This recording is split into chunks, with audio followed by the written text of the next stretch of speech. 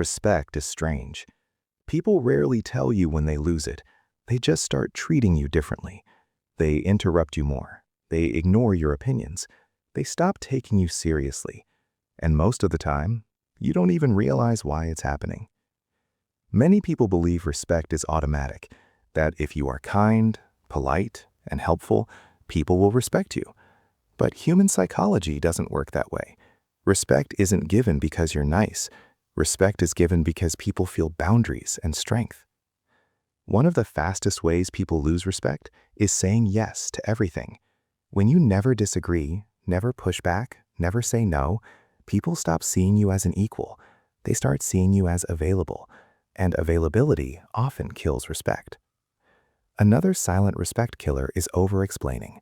When you constantly justify your decisions, you send a hidden signal. I need your approval. Confident people don't explain every move. They state things calmly and move forward. Every time you allow small disrespect, you teach people how to treat you. Interruptions, sarcasm, passive insults.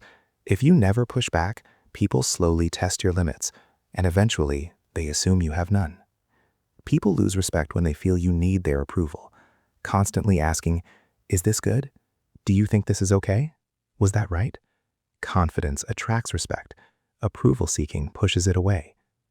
Respect grows when people sense three things: calm confidence, clear boundaries, emotional control. Not aggression, not arrogance, just quiet strength. You can't force people to respect you, but you can stop doing the things that quietly destroy it. Speak less, stand firm, stop chasing approval. Respect often returns the moment you stop begging for it.